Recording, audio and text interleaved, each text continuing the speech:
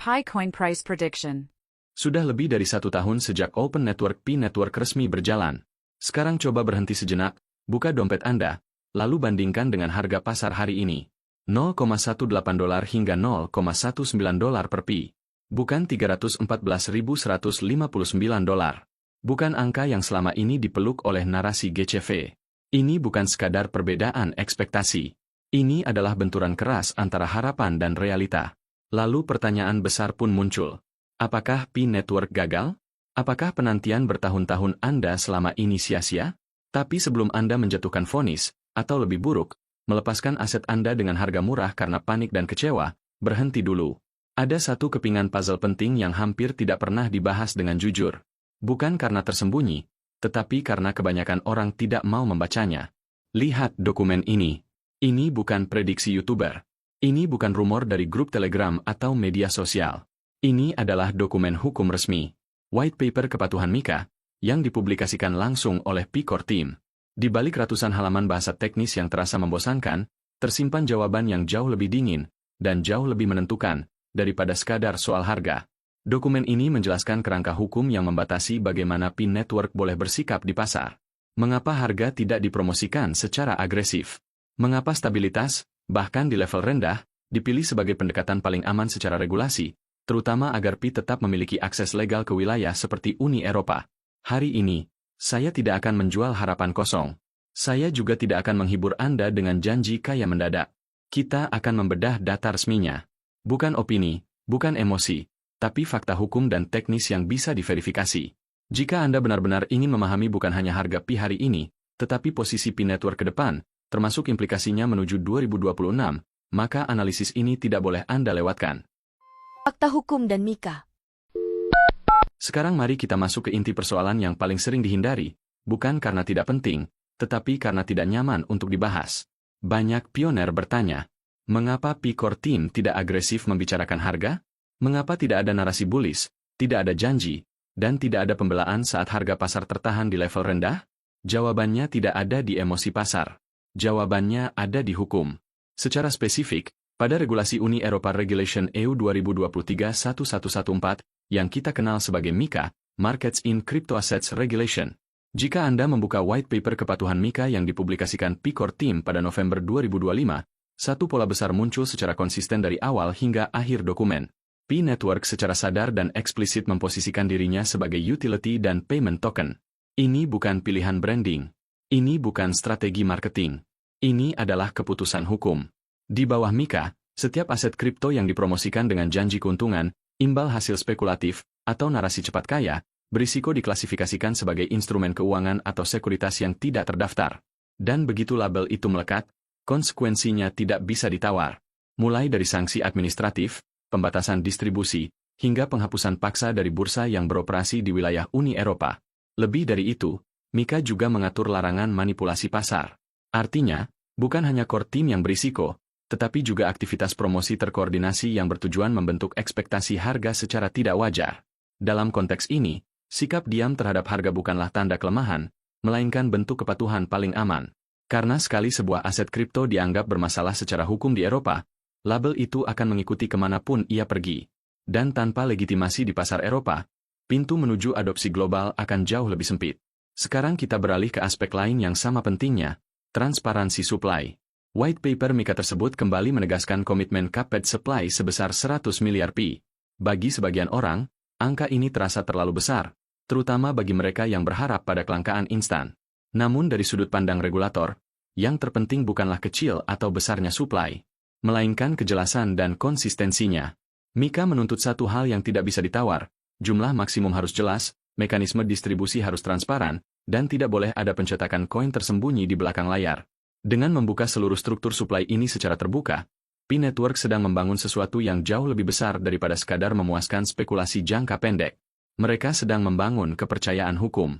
Dan di dunia keuangan global, kepercayaan hukum adalah prasyarat mutlak bagi masuknya institusi besar, korporasi multinasional, dan integrasi dengan sistem keuangan yang lebih luas. Investor institusional tidak mengejar hype. Mereka mengejar kepastian. Dalam konteks inilah white paper MiCA berfungsi, bukan sebagai janji keuntungan, tetapi sebagai tiket Pi Network untuk diakui secara legal di panggung global. Jadi kesimpulan untuk segmen ini jelas. Harga yang relatif stabil dan masih rendah yang Anda lihat hari ini bukan otomatis tanda kegagalan proyek. Itu adalah konsekuensi dari pilihan jalan yang lebih aman secara hukum. P-Network memilih memperlambat narasi harga demi memastikan fondasi legalnya tidak rapuh. Mereka memilih bertahan dalam jangka panjang, bukan berlari cepat dengan risiko terbakar di tengah jalan. Namun kepatuhan hukum saja tidak cukup. Pertanyaan berikutnya jauh lebih penting. Apakah infrastruktur teknis P-Network siap menopang ambisi legal sebesar ini? Dan untuk menjawabnya, kita harus masuk ke bagian yang jarang dibahas secara mendalam, ruang mesin jaringan itu sendiri. Update teknis terbaru.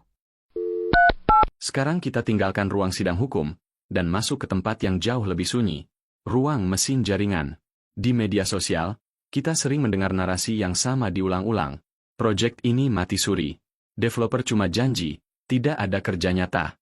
Masalahnya, narasi seperti ini hampir selalu datang dari satu sumber yang sama, orang yang tidak pernah melihat data teknisnya. Karena jika Anda benar-benar memperhatikan aktivitas node, pembaruan infrastruktur, dan arah pengembangan jaringan, satu hal menjadi jelas. P-Network tidak berhenti bekerja. Data teknis tidak berteriak di media sosial. Tapi data tidak bisa berbohong. Memasuki akhir 2025 hingga awal 2026, P-Network secara bertahap melakukan pembaruan besar pada lapisan infrastrukturnya, termasuk pembaruan node dan referensi protokol yang mengarah pada arsitektur setara generasi terbaru Stellar Core. Ini bukan sekadar perbaikan bug. Bukan pula perubahan kosmetik aplikasi. Ini adalah penyesuaian mesin inti jaringan agar mampu menangani fungsi yang jauh lebih kompleks daripada sekadar transfer nilai antar dompet. Mengapa detail teknis seperti ini relevan bagi saldo Anda? Karena selama bertahun-tahun, P-Network memang dirancang sangat efisien sebagai jaringan pembayaran, cepat, murah, dan stabil. Namun arsitektur tersebut memiliki batas ketika dihadapkan pada kebutuhan aplikasi yang lebih kompleks. Pembaruan protokol inilah yang membuka jalan evolusi tersebut. Bukan janji instan, tetapi fondasi teknis agar jaringan P dapat mendukung aplikasi utilitas lanjutan, termasuk smart kontrak berbasis lingkungan yang lebih modern dan logika aplikasi yang lebih kaya. Perlu digarisbawahi satu hal penting. Ini bukan berarti P-Network tiba-tiba berubah menjadi Ethereum atau Solana. Namun ini menunjukkan arah teknis yang jelas.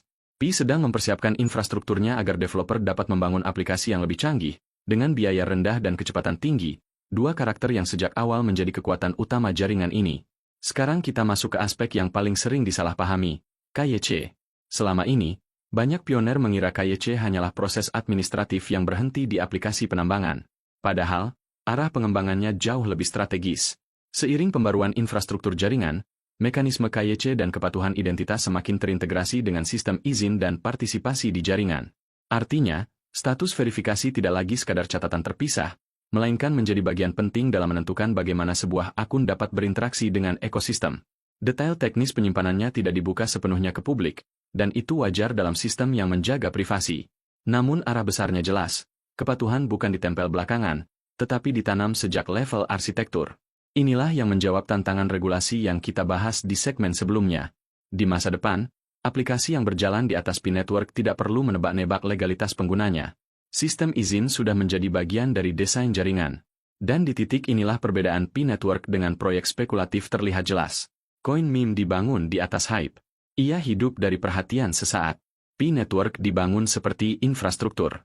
Pelan, berat, dan tidak menarik bagi mereka yang hanya mengejar sensasi cepat.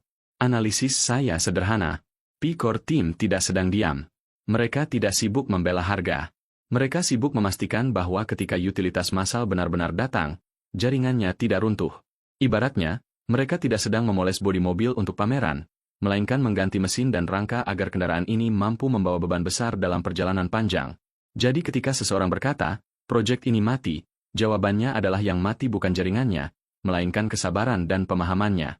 Namun, sekuat apapun teknologi sebuah jaringan, ia tetap tidak kebal terhadap satu hukum yang tidak bisa ditawar, hukum ekonomi. Dan disinilah kita harus kembali menatap realita pasar. Ada data on-chain tentang supply yang beredar yang wajib Anda pahami, sebelum Anda membangun ekspektasi terlalu tinggi. Data on-chain dan realita pasar. Setelah kita membahas kecanggihan teknis, saatnya kembali menapak ke tanah. Teknologi bisa revolusioner, tapi hukum ekonomi tetap mutlak. Supply dan permintaan. Mari kita lihat data Block Explorer per Januari 2026. Ini data publik, tapi sering diabaikan karena kenyataannya pahit bagi sebagian orang. Circulating supply atau jumlah koin Pi yang beredar saat ini mencapai sekitar 12,9 miliar koin. Belum berhenti di situ, on-chain data juga mencatat adanya unlock koin migrasi sebesar 134 juta koin di awal tahun. Artinya, ratusan juta koin tambahan siap masuk ke pasar. Dalam hukum ekonomi dasar, jika suplai bertambah signifikan sementara permintaan stagnan, harga tidak akan tiba-tiba melesat. Tekanan jual alami inilah yang menjaga harga tetap di kisaran $0,19 per Pi. Sekarang mari kita bahas pertanyaan klasik tentang GCV $314.159. Ambil kalkulator, dan kalikan, 12,9 miliar koin dikali $314, sama dengan lebih dari 4 triliun dolar Amerika. Angka ini fantastis, bahkan melebihi GDP negara maju seperti Jerman atau Inggris, dan jauh melampaui total kapitalisasi pasar seluruh aset kripto global di masa lalu. Secara logika ekonomi, valuasi ini belum realistis saat ini. Pasar dunia tidak memiliki likuiditas sebesar itu untuk dituangkan ke satu aset digital yang baru saja memasuki fase open network. Kesimpulannya, berhenti menyalahkan core team karena harga tidak sesuai GCV. Yang membatasi hanyalah matematika global dan hukum ekonomi. Tapi jangan cepat pesimis. Ada sisi terang dari data on-chain yang sering diabaikan. Perhatikan blok Hekt, saat ini sudah lebih dari 248.000 blok telah tercatat, dan pergerakannya sangat cepat. Ini membuktikan satu hal, jaringan Pi sangat sibuk. Di balik harga yang masih rendah, ribuan transaksi terjadi setiap detik, swap di DEX lokal, pembayaran P2P dan transaksi aplikasi utilitas. Ini menunjukkan nilai fundamental sedang dibangun melalui aktivitas nyata, bukan sekadar hype atau spekulasi. Pi Network bukan chain hantu atau proyek mati. Ia adalah ekosistem hidup, bernapas, dan berkembang. Harganya mungkin belum lambung, tapi jaringannya termasuk salah satu yang terkuat di dunia saat ini. Namun, di tengah aktivitas yang padat ini, ada satu peringatan penting. Kesalahan atau ketidaktahuan dalam mengelola dompet bisa membuat saldo Anda menjadi nol sekejap, bukan karena harga turun, tapi karena prosedur dan regulasi yang ketat. Dan ini akan kita bahas di segmen berikutnya. Peringatan keamanan anti penipuan. Berbicara tentang aktivitas jaringan yang sibuk, saya harus memberikan peringatan keras. Ini adalah bagian paling krusial dari video ini, terutama jika Anda ingin menjaga saldo Anda tetap aman. Ingat pembahasan kita di segmen sebelumnya tentang protokol V23 dan integrasi on-chain KYC? Teknologi ini ibarat pisau bermata dua. Di satu sisi, ia memungkinkan ekosistem DeFi dan aplikasi utilitas berfungsi lebih optimal. Di sisi lain, polisi di dalam jaringan Pi kini jauh lebih pintar dan tajam. Sistem anti-fraud terbaru, yang berjalan di atas protokol ini, memiliki kemampuan memindai pola transaksi dengan tingkat agresivitas lebih tinggi. Algoritma ini dirancang untuk mendeteksi aktivitas yang tidak wajar, terutama pola pengumpulan aset besar atau aggregating yang mencurigakan. Artinya, jika Anda berniat menjual koin melalui pasar gelap atau P2P ilegal dengan mentransfer jumlah besar ke satu dompet penampung, harus berhati-hati. Sistem dapat melacak secara real-time dompet yang bertindak sebagai pengepul. Begitu dompet itu ditandai merah oleh sistem, seluruh dompet yang pernah mengirim koin ke sana, termasuk milik Anda, bisa terkena dampak langsung. Ini bukan ancaman kosong. Kita sudah menyaksikan gelombang bainet sebelumnya. Dengan protokol V23, eksekusinya dapat otomatis dan permanen di level protokol, tanpa campur tangan manusia. Pikirkan baik-baik. Anda telah menekan tombol petir setiap hari selama 4 hingga 5 tahun. Anda telah melewati proses KYC yang ketat. Apakah sepadan mempertaruhkan semua jerih payah itu hanya untuk menjual koin dengan harga murah di jalur ilegal demi keuntungan sesaat? Jawabannya jelas, tidak. Jangan ambil risiko konyol. Jangan jual akun. Jangan jual koin di jalur ilegal. Harga yang stabil dan legal jauh lebih berharga daripada saldo nol akibat akun dibekukan permanen. Ikuti jalur resmi, dan Anda akan tetap berada di sisi yang aman ketika ekosistem ini berkembang.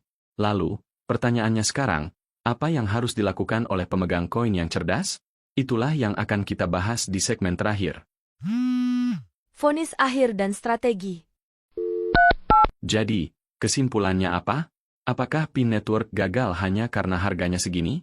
Jawabannya, sama sekali tidak. Kalau kita lihat data yang baru saja kita bedah, dari kepatuhan hukum MiCA yang ketat di Eropa, upgrade mesin ke protokol V23 yang membuka pintu smart contract, hingga 12,9 miliar koin yang beredar, kita melihat proyek yang sedang bertransformasi dari fase eksperimen menjadi institusi ekonomi digital yang nyata. White paper MiCA itu bukan surat kelulusan final. Itu bukti Pi-Core tim berani diaudit hukum terketat di dunia. Mereka tidak bersembunyi, mereka menantang standar global. Dan regulator Eropa bisa meminta revisi kapan saja, Artinya core team harus terus menjaga kepatuhan ini. Ini jelas bukan proyek koin meme yang bisa hilang setelah rug pull. Harga $0,18 hingga $0,19 hari ini adalah refleksi jujur pasar saat ini. Supply masih melimpah, dan utilitas besar baru mulai terbuka lewat protokol V23. Jadi, apa yang harus dilakukan pioner sejati sekarang? Pertama, amankan akun Anda. Jangan main-main dengan jual beli ilegal. Sistem V23 mengawasi semua aktivitas. Kedua, fokus pada utilitas. Jangan cuma bertanya kapan cair. Pelajari cara pakai Pi di ekosistem legal. Smart contract, DeFi, pembayaran, semua ini adalah nilai jangka panjang. Ketiga, tetap realistis. Lupakan mimpi kaya mendadak. Pi adalah investasi jangka panjang. Kesabaran dan disiplin lebih penting daripada hype sesaat. Kalau Anda menghargai data valid tanpa janji manis, bantu sebarkan fakta ini. Tekan tombol like dan hype. Bagikan ke grup referral Anda yang mulai tidak aktif. Bangunkan mereka untuk melihat realitas sebenarnya.